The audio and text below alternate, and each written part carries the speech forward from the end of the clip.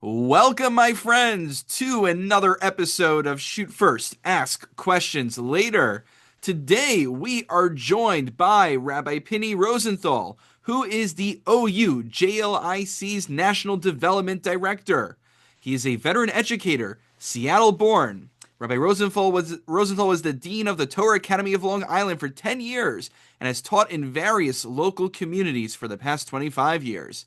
He was also apparently the lead guitarist for Schlock Rock for many years as well.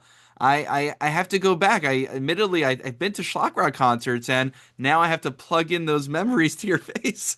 That's it. uh, that's a fun part of a rabbinic bio. That's it. Also, I'll just add, Rabbi Rosenthal serves as a senior educator at the Manhattan Jewish Experience. He received a bachelor's in finance from Touro College, a master's in education administration from Columbia University, and smicha from Yeshiva B'nai Torah in Far Rockaway, New York. Is that Rabbi Chait's Yeshiva? It is. So surprisingly, we are not talking about the Rambam today, but Correct. we are talking about another great Rishon, the Rashba. And maybe I'm pretty sure the tshuva we're about to do actually fits in thematically to your typical day job of development work. For those who don't know, a friend of mine, Rabbi Judah Kerbel, once remarked, he said, development is Lashon Naki for fundraising. That is Uh, correct. so maybe tell us briefly about what you do and how it connects to the tshuva of the Rashba we're about to look at. Rabbi, first of all, it's a great pleasure to be here. Thank you so much for inviting me. Um, so, as you mentioned, I'm the National Director of Development. My job is to basically run the fundraising department for the OU's JLIC. JLIC is the college arm of the OU. We have 35 campuses, about 8,000 kids, and we have rabbinic couples on these campuses to ensure that the students thrive Jewishly. And so to give a shout out, a previous guest of ours, I think we've had a few GLIC people, Rabbi Eli Weissman, who I know Sure. is higher up the ranks. He was my mentor when I was a rabbinic intern at Young Israel Plainview. He was a guest many episodes on the show back in our early days. So Yeah. yes, we've had JLIC representation in the past. Yeah. So as you can imagine, so we have to raise millions of dollars. And in that comes the topic of course, acknowledging a person's gift, thanking a donor for their gift, and of course giving appropriate recognition and kavod. And the tension is from the world of halacha, which is what the focus of your podcast is that there's uh, a Gemara that says Gadol osid tzedakah b'seiser yoser mi Moshe Rabbeinu dila Moshe Rabbeinu. Okay, so the Gemara talks about it's better to that one who performs tzedakah in secret is greater than Moshe Rabbeinu. Okay, what the idea of that is a whole interesting sheer in and of itself. Um,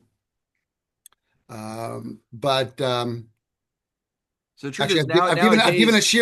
sheer on this on why you terrorists. So they can Google this title, which is "Plaques in Synagogues Helpful or Harmful," so we can go into more details. But basically, there's a tension. On one hand, the ideal form of tzedakah is to do it secretly, covertly, that Mhm. the recipient doesn't know who the benefactor is, and on the other hand, one understands that. You need to motivate donors to do the right thing. What shul you go into a shul, there is it could be like wall to wall plaques, clearly, and if they weren't, they're there for a reason. So this actually was the Rashba, as you mentioned, the tshuva that we'll explore, is living in the 1200s in Barcelona, Spain, and gets a very intriguing question. Right. And we should probably talk about there's all sorts of different kinds of kibudim, of honors that are given to people who make donations. I mean, I work currently in the shul synagogue context, and certainly plaques is one of those prime examples, though I would say many of the plaques are yahrzeit plaques. So, Right, I'd feel less guilty about that because it's in memory of somebody else. It's right, also how sometimes on Simchas Torah. In some places, they will auction off aliyos. So when someone buys an aliyah, it's goes to somebody else. Or I remember growing up, there was this whole idea of purchasing one of the maftirs for the rabbi. So I said, Right, what's the difference? The same rabbi is going to get the same aliyah in the end of the day. Who cares who right, donates the money?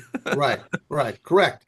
So clearly, the issue is a person needs, look, it's always, mitoch shelo lishma bo lishma. We always want the person to do something for the idealized level, and that's a great spiritual goal. But the journey to do something for its true sake is a long one, and to give tzedakah shelo lishma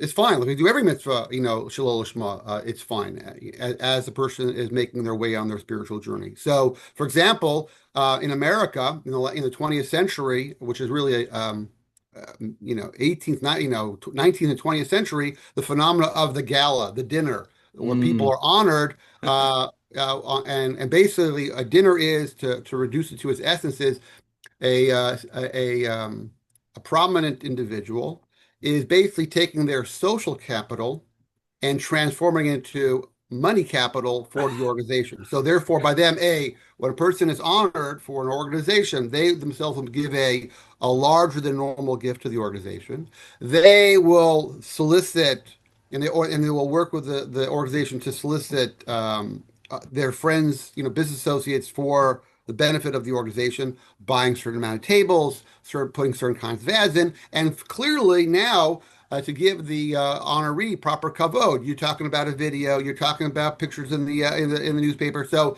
they are very much, they're promoting part of promoting the brand of the organization is promoting the honorees. Right. That was the best distillation of the whole phenomenon of dinner honorees I've ever heard. I mean, I always kind of knew this subconsciously, but that was a great distillation. I love that. Thank you. I was brought into the OU because I have a weird niche in fundraising. Is I have the ability to teach rabbis how to fundraise because I myself, as a rabbi, I was a Limudei Kodesh principal in 1997, and then the school had a payroll crisis, and I was thrust into the role of development, shall we say, against my will. And then and I raised $30,000 in 30 days. And since that point, I became sort of like stuck with the job and I developed it. And I learned from great mentors and still do. And I teach fundraising as a part of my job because all the rabbis and rebbitzins on campus have a role in development. Ein Mm. kemach, ein Torah. You cannot make the scene if you don't got the green. So if you want to have a Torah institution, you got to bring the dollars in. Amazing. So this is really helpful background, Rabbi Rosenthal, because appreciating your expertise and what you do makes you, I believe, the perfect candidate for the Tshuva of the Rashba we're about to look at. So tell us about this Tshuva of the Rashba, right? We're looking at medieval times over here, much before the 20th and 19th century.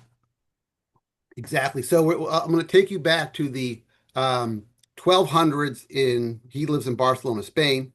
So we don't know where the Rouvain, who is asking the question, is from. Is it from Spain? Is it from an adjacent country? Because the Rashba, as many know, we have well over 1,000 of his chuvas. There are probably more.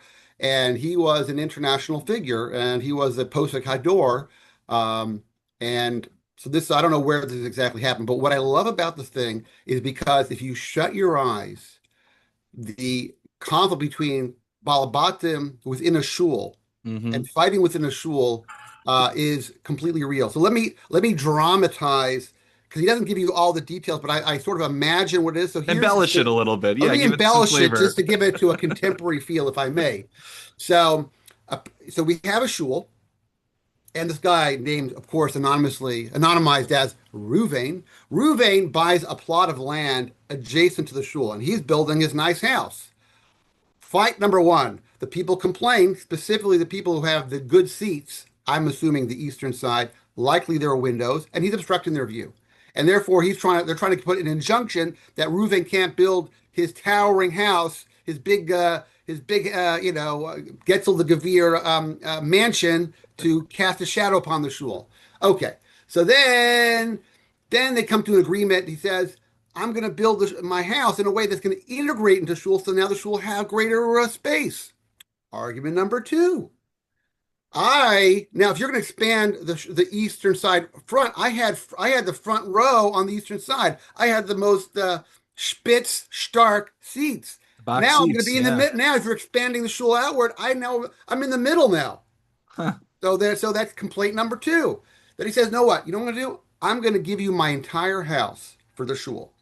Everybody's excited, and he builds it out, and everything's great. And then he has a little tanai, a little condition, on condition that I write my name at the entrance to. Everybody should remember that I Ruvain, made this enormous donation on behalf of the shul to make it a large, beautiful sanctuary. And most of the people in the shul are happy. What are you talking about? We just got our shul doubled. This is great.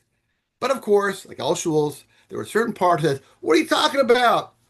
We're going to stop this guy. He can't put his name on it. It's not right. And of course, fighting ensues, and they want to do an injunction to stop it. And then of course the shuva comes written up and sent to the Rashba, and it lands on his desk, and he has to work this out. Wow. So definitely shul expansions. Not something I've experienced. Thank God we're pretty spacious here already. But I definitely know I can think of a few shuls off the top of my head that Baruch Hashem for them, they started bustling at the seams. But unfortunately for them, their buildings were too small. And I never thought about the real estate debates over this. When we were still living in New England, we went to I forgot what it's called. It's one of these kind of villages that is preserved from the Revolutionary War. And I remember there was a church there, no longer functioning and being used. So I was assuming it was mutter to get a tour and to go through there. That's for another year, I know. Right. And I saw that there was a balcony and a main section on the floor. And I Hmm. was thinking to myself, wow, these are like really from Christians. They have an Ezra Nashim all the way up there. So I asked the tour guide, do they have separate seating for men and women? He said, no, no, no, no, you don't get it. The members get to sit on the ground floor. The non-members, they're put up there in the balcony. Oh, exactly. So you have a two-tiered class system in the church there. Exactly. And I mean, Right. we're not going to go down the gender route over here. That's for another discussion. Sure. But the idea of reserved seating, I mean, I've seen this many times where people, I mean, it's one thing if you buy a seat, actually, which that's an interesting phenomenon. Some schools you could buy a seat and they put a little plaque there. Sure. But, ethically, let's say you came late to davening and someone's sitting in your seat. Or what Right. if, what if you just, it's become your welcome, the people who are listening in the pockets don't see the air quotes over here. Right. Right. But I'm curious about these kind of parameters over here as well. Right. So, I mean, I think in Europe, the Chashiv people, the distinguished people of the community, had what they called the Eastern Vant. They had shul. In other words, it was that the people who got davening on the Eastern Wall got, that's sort of like the top dog seating. Let's call it that's the reserved seating. Mm, So that was Chashiv. So that's apparently that being significant. I can't tell for sure, but it seems yeah, to be that was obviously that's why they're upset because they got yeah. the best seating there, and now it's getting bumped out. Well, I always love how people want to be at Mizrach. I when I'm Right. away for Shabbos, I try to find the seat all the way in the corner. Not because I'm an unuf or anything, but because that way, I could get the benefits of Tila B'Tzibor, but I could come with a stack of Svarim that I haven't been able to read for weeks and material that I printed out. And that's my dream. Right. When I'm on vacation, just Dominique could go for 4 hours. I don't care. I'm just gonna sit in that corner. I don't want to be up there. It's you're in the spotlight. I think like every time I adjust my hair or something, someone's looking at me. It's I don't know. People like that apparently. Correct. Yeah. So yeah. I mean, look, we all know that people are very mocked about their makam kavua. There are many areas of halacha that the person might be mocked about, but their seat in shul, that they're not giving up. So that basically that has not changed for hundreds of years. And fighting in shul about over resources and Jews it's fighting in it, general hasn't changed. fighting in general. Look, fighting in shuls is sort of Am She'arav. It's just it's a Well, part of well, Jewish life. you know that classic. I mean, I know this is your presentation. I'll be quiet in just a moment. Yeah. But there's this joke I remember hearing from one of my former, I should say former, still a congregant, but in a previous shul. He said to me, the joke goes, you probably know this one, that two Balabatim are arguing over the minhag. Let's just say it was about Hoshanis. Do you do Hoshanis after Hallel? Do you do it after Musaf? And they keep going back and forth, and each one is 100% certain that they are correct. And they say, well, what's the minhag hamakom?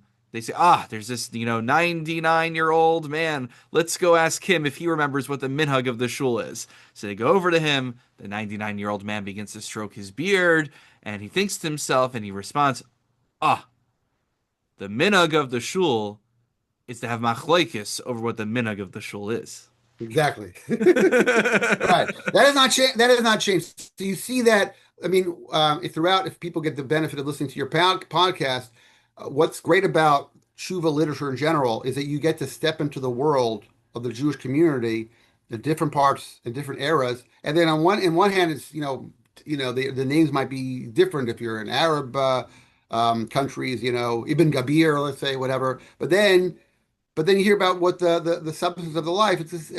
People are people, and the issues are the same, and the chacham of the town has to, or the country has to navigate the same types of challenges. Right. So whatever the Rashba is going to respond here, it presumably will have resonance even for the 21st century. So 100%. now that you've whet my appetite, so what does the Rashba respond? So the Rashba basically he takes a multi-tiered point. He says number one, from a halachic standpoint, if a person builds an item, builds a house, and he's going to be makdash it, and he wants to consecrate it, uh, the guy can put his name on it, and there's nothing you could do. It's his property. You have no ability to block that. So it's his house, and he's putting it's Ruvain, donated by Ruvain, whatever Goldstein, and that's his thing. It's his possession. He's going to give it over to you guys. So that's really part of the. You have no ability to block that from a purely legalistic ownership perspective. That's his first move, and the second move, and or this is which is very illuminating is in many places, it's the minhag. Going back to that, it's a minhag. A long-standing minhag is to write on the wall of the shul about people who have made various donations for the shul. So donation plaque of it's the Bill and Carol Goldberg social hall. Apparently, was something that the Rashba in Barcelona, Spain would not be surprised about because he saw that and he said, even my own community, we have this. And then he gives something where he says something, and then he gives not just saying it's a fact of the Jewish community, but he says it's midas chachamim hi umidas vatikin kedei litin sachar lasos mitzvah. He shares that this is actually it's a worthy practice. It's a Right, practice right. of the That line, wise. I appreciate that line. Right, he says, right, midas Torah hu shehi koseves umifarsemes osa mitzvah. So Right. So this that's this his is big this point. is this is super important because our conversation until now has been, well, on the one hand, ain't kemach, ain't Torah. If we don't have money, we don't have Torah. So we need donations. And ideally, people would give it beseser. People would Yeah. give it in a more hidden and discreet manner. But what can you do? Mitoch shelo lishma balishma. People, if they can't put their names on something, we're not going to have money. So it's a vice that we'll have to concede to. But Correct. here, Rashba's turning it on its head. He's saying, Correct. no, no, it's not just a concession. It's actually there's a value to taking people's names and putting it on those plaques and serving as examples, as paradigms for other people who should follow in their ways and contribute to the community. 100%. That's the essential point, and that really is and that argument that the Rashba articulates here, and then he gives a number of examples in Chazal and the Midrashim about how the Torah, identifies what Reuven did and Aaron did and Boaz did for Ruth, etc. Different scenarios, and even the Midrash says, and if they would have known that their deed would be recorded. Instead of Boaz giving, a nice grain-based meal to Ruth, he would have given her fatted cows, a steak dinner, delicious meats and luscious food. If he knew that he was going to be, his act of kindness and compassion to this Moabite convert would have been publicized in the Megillus Mm. Rus. So this now, by the way, this I want to unpack this from a development standpoint. This is so critical. So I've had many parts of the job. So you approach a person who's a noted benefactor, and who's involved in your organization, and you want them to be an honoree. Mhm. And the thing they'll say, the first answer everybody will say is no. No, I want to give Besacer. I want to be. They now becomes everybody now goes for the honor of the year award. Okay, okay. Now the point is like this. I the response back to look, Mr. Goldberg, I appreciate that you want to do everything anonymous and discreetly, and that is the appropriate way, and that's greater than Moshe Rabbeinu, says the Talmud. But we need to get people to encourage people to do the right thing. And you are a Jewish communal leader, and by you putting your name to this year's gala, we're going to be able to raise money and to be able to help the kids in a way that we've never been able to do before. So I need you to step out of the shadows, to step away from absolute sneeze, to, for the benefit of Klal Yisrael, to help people do the right thing. So let me share something which is, I'm going to share some kitchen secrets of the world of fundraising online here. This is good info. I'm taking Yeah, notes. let me tell you how it works like this. For example, people, it used to be very common, less common, but how one does let's call it Yom Kippur appeal or any kind of appeal. So people see like, oh, they just call names. People randomly are making donations, or the modern version, an online, Silent auction. up, one day, fundraising, upreaching fundraising, crowdsourcing kind of fundraising. The key point is like this. What is done, let's take a shul environment, which is easier to explain, is really you can divide the community into four different economic groups. So let's say your top 10% guys. So if you want to get them to give, so you want to solicit, let's say your top level give for the shul, you want $25,000. So what you do is you solicit, uh, prominent example of category one of that group for $25,000. You will announce his name, and therefore all the other people who view themselves keeping up with the Schwartzes, who view themselves as contemporaries with that guy, will also have to step up. They know that they're going to be called upon for 25. Then you have your 18 people, then your 10, your 5, and you go from there. By getting an example of each one, by having one guy, it's like the old Yiddish joke. How many people do you need for a minyan? One, because he'll schlep the rest. So by having each Gavir at each level, each donor at each level, be a leader and Mm. shows, as the Rashba says, to do the the Midas Torah that he's shown by example that this part of the it's the shul, it's the school, it's the mikveh, it's the eruv, it's the soup kitchen, whatever it is that needs to be supported. That will call people to follow in his footsteps, like Boaz and Ruvain Mm. and others in the substance of the tshuva here, to follow in the way of Torah, which is to do chesed and stuck in an appropriate way. So therefore, it's a you know, it's a manner by it's called very. You can put a plaque or identify people for the good they're doing, so they're to lead by example, to cause people to lead by example. And in fact, this tshuva is so critical that in the Shulchan Aruch, the Ramah quotes this word for word. Um, he says, he sort of, and there's a sort of a tension, a thesis antithesis going Ah. on here, which I want to share, which I want to sort of give a sort of a direction of how to navigate this. He says, because the Shulchan Aruch quotes in full the 8 levels of tzedakah that the Rambam brings in, and then this is in Shulchan Aruch Yordei Reish Mem Tes Sif Cotton Yud Gimel, Sif Yud Gimel. He says the person should not glorify himself with the stuff he gives. He shouldn't boast, and if he boasts, not only does he not get schar, but he gets punished for that. So he Hmm. brings this is from the Beis Yosef and says, nevertheless, one who donates something for tzedakah, he can write his name on it as for a zikaron. And then he says, "V'roy lasos kain." The It's Royal appropriate to do that. Assos Kane. It's Wow. appropriate to do that. Shuvas Rashba. So basically, to lead by example is important. So um, let me give you a couple stories. Story number one: the OU where I work has a thing called the benefactor circle, where people give a donation at certain levels, they get recognized. The OU did not used to have that. Mordechai D. Katz, Zichron Livracha, who was a board member, said we should do this because we're going to be able to motivate people to give a thing. And I'll give the first $100,000. He gave a $100,000 gift. other people on his level start to give, and it's been a very important source of revenue for the OU to be able to support its numerous organizations that support the community. So it is something that works. Now, here's the question. So you 1 second, but the Rama says you should not boast. So how do you navigate the ideal of being beseser and then writing your name on it? Yeah. So I would say the nafka is like this. If if let's say they're going to do a Yom Kippur appeal in the shul, and they already got somebody who's of the group, let's say the 25, the 18, the 10, as I mentioned before. So if the guy can't tell you that you're going to cause other people to give donations, then give it anonymously.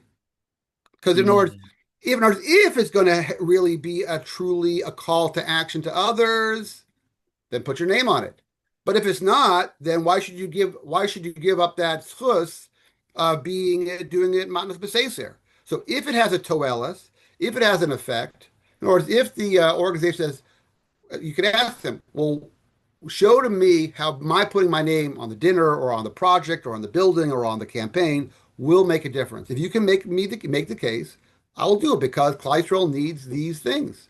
If not, then you should go beseser. I think that would be the way to navigate between the two poles here, practically, because you are giving up, but if you can, to help Klal Yisrael, in order you're stuck between two ideals. So if it's going to help Klal Yisrael, the Rashba and the Ramah says Roy Lassos came. So this resonates with me. It definitely makes me feel better because this is always awkward because I have some congregants who listen to the podcast. Shout Good. out to They them. should all give to the shul. Yes, yes. So then now they're going to see me employing these methods that you're telling me about. Sure. I need like that Men in Black memory eraser thing. Anyway, this is a bit of a question. I'd love to kind of pick your brain on this one. Sure. Ethical questions that come up in fundraising. Some people I remember Rabbi Kenny Brander and others had articles back in the day on illicit funds. Hmm. I still have a draft of an article I have on fundraising stuff that I started writing. I am going to wait till I'm a little bit more established before I wade into that territory. Sure. Um, but I'm curious, broadly speaking, on the one hand, by encouraging those who have more means to donate publicly, it encourages others who have more means to donate publicly. Yep. How do we make sure that it doesn't send the wrong message that sometimes someone who, let's say someone is a teacher and, they're a very good, upstanding, contributing member of the community. Spoiler alert, teachers, whether in day schools or public schools, generally don't make a lot of money. And Right. so they're busy sitting down there in the pews in shul or at the organizations, and they see the names of these, big virim who very generously and deserve recognition on one hand for giving to this organization. But they start getting the impression that, oh, I guess only the people who have money matter. And then on top of that, in the case in the Rashba, sometimes people donate so much money, they look at it almost like they're an investor, like a stakeholder, like they Right. have stock in the institution, that they own it. Right. And then the issue is those of us who are charged with fundraising, do we start giving more deference? Is it okay if we give more deference to those who are able to donate more? This is an issue that kind of plays in my head. I'm curious your Right. thoughts. So okay, that's it. There's a lot a lot of topics in that question there. A lot of good stuff there. Um, Look, matana ke'e mekachu memkar. Hmm. A gift is a transaction, and it's very hard if a donor gives a lot of money to an organization not to feel a measure of entitlement. Now, it's part of the job of the organization to recognize, Dalsna Miyata Omed. Who is this guy? If the person going to be very controlling, and that gift is really a way to sort of assert uh, improper control, then it's appropriate for the organization to turn down the gift. Certainly, if the money is coming from illicit funds, certainly if the person has a shame raw as being somebody who is something which is a disgraceful individual, an organization which has basic dignity should not take that money. Okay, even though many Jewish organizations find themselves oftentimes in very difficult situations. It becomes a tremendous nisayon. Um, so that's point number one. It'd be Rabbi Soloveitchik. I'll give a little Rabbi Soloveitchik story. The Rav shared in Shir that to not give kavod to the person who is helping the community in a meaningful way, as he says, to give them a little bit of a warmer, stronger, good Shabbos, Yesher Koach, is very, even on the most minimal level, it's very hard to do that. And also the Ramah elsewhere, it says that we give even a person who's a supporter of Torah, even if he's an Amaretz, Shlishi, which is usually the Aliyah reserved for Tamei Chachamim. So a person who is supporting Torah is is worthy of kavod. It's not like it's not like, in other words, we live in a world where you have a nearly infinite amount of toys and distractions to spend your money on. The fact that a Right. person is dedicating their money to support the shul, the school, the Arab, all the important things, the aniyim, all the important things in Jewish life, is we should not be so dismissive. Like, oh, he has a lot of money anyways. No, there's an old adage in fundraising. Hmm. People divorce their wives; they do not divorce their money, which tells you that the relationship to money as a narcissist, as a part of the self, as part of their very sense of the narcissistic bond to money is extremely great. That's why we identify between Rosh Hashanah and Yom Kippur, tefillah tzedakah mavino rogzeh. In other words, the ability to open up your wallet and share your wealth to Aniyim and Klal Yisrael is an act of perfection. It's again, obviously you can undo it by gloating, then obviously then that's going to be undermined. But fundamentally, to part with your money is an act of for many is an act of it's a kovish, it's an act of dvura. For sure, and I'm with you. I think 100%. They're like who might disagree with the Rashba after all, and I think Rabbi Meir was mechaber to say shirim. Also, it says in the Yeah. Gemara. So we clearly have a tradition for this, and clearly, even on a logical level, yeah, they could have given their money to save the polar bears, but instead they're doing it to Or buy save the another lights on the house, or shore. buy another house, or another Yeah. car, or all kinds of other stuff. So. Exactly. At 100% we should be acknowledging it, and it is a huge ches. I don't want to minimize that. But I'm just insofar trying as to you figure out mentioned how do it, but we. now insofar Yeah. you brought up a great point. But so look, that's why the community, in order to make it not so in your face, Yeah. calling of donations out loud, which was more common in the 60s, 70s, and 80s, is now passe. And because it makes people who are good people, who are helping the community in other ways, just feel bad because now you're only saying there's only one metric of helping the community. Really, a person who is a Lomei Torah and is teaching Torah, Malamed, this guy's a great guy. And Right. he's really he's being Moser Nefesh. He's giving up his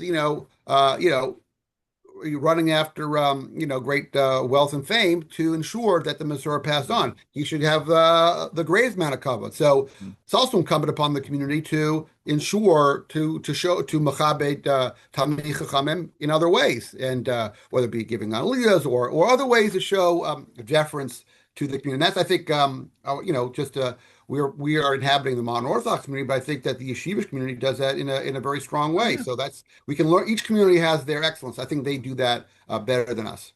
100%. And something that I appreciate in my previous shul I worked at, a good Shalom on Simchas Torah, when they would give out different honors, they also gave for recognition of volunteer time as well, dedication to the Beautiful. community in concert with the big donors. That way, they were acknowledging both. So, for instance, I always think about this. It's not just Moshe Feinstein, though. He certainly wrote about it. Other Achronim write about it, Moshe Sternbach and others. The concept of Meiser Zman, Mm. that there's Yes. Beautiful. tzedakah through money, and there's tzedakah, not mutually exclusive, of course, by giving of one's time as well. Yeah. And we had a federation, a local federation meeting recently, so I was asked to give the Dvar Torah. So that was that's my go-to Dvar Torah in any kind of like fundraising system. That I say there's Meiser Ksafim, where we give from our actual monetary assets, even though there's a whole discussion about whether it's a chiyuv for Meiser Ksafim. We'll table that one. I Yep. don't like to tell anybody that. And then there is Meiser Zman, which is some people are able to give more of their Zman than they're able to give of their Ksafim. Right. And that's something that I struggle with, but I believe in principle we need to make sure to acknowledge as well. 100%. So that's look, that's really the job of First of all, in organizations where they're doing, let's say it's a chesed organization, they will always, you'll have at the dinner, you'll have the honoree and you'll have the community service award. They'll have other Yeah, awards where we're recognizing people. It's not because of their financial contribution, but their communal contribution. absolutely. So, is there anything else just about the Rashba, the world of fundraising, or anything you'd like to share with myself and our listeners as we wrap up? So there's so much to talk about. I mean, we in America, and we're blessed with a tremendous amount of organizations, a lot of organizations dealing with lots of problems in the Jewish community and doing a great job.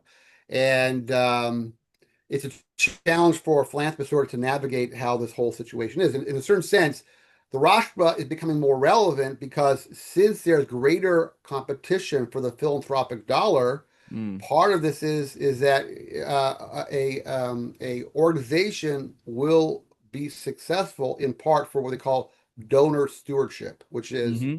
how good are you at recognizing the donation, thanking the donor, and showing him, which is the most important thing, more than the plaque, what a donor really, really wants is how did my gift make a difference? Mm. If Impact. in other words, the mark of a Mossad of a Jewish nonprofit is their ability to tell their donors that because of your gift, we're able to provide this scholarship for this kid.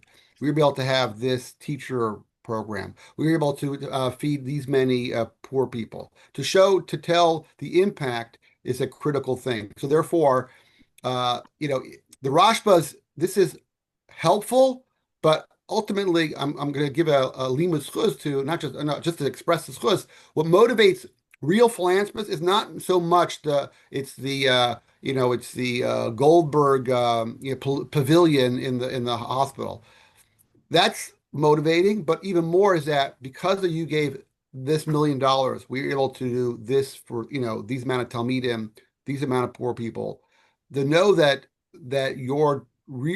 your dollars both change people's lives and ultimately save people's lives, that I have found in my nearly 29 years of fundraising is even more motivating for the more savvy and mature philanthropists. Hmm. Rabbi Rosenthal, I have to really thank you for coming on the podcast today. Not just for the Torah of the Rashba that you shared with us, but the practical tips. This is one of those few podcasts, actually, I'll say that I was sitting with. I was sitting right here. I'll show the people on the audio can't see it, but I had a pen and paper, and I was actually taking notes on all of the tips that you shared. Sure. Um, Hashem should just give you continued bracha and all the good that you're doing for Klal Yisrael, both in terms Amen. of the Torah and the fundraising for our broader Jewish community. And looking forward to learning together again in the future. Rabbi, my pleasure. Thank you so much. It was a fantastic experience.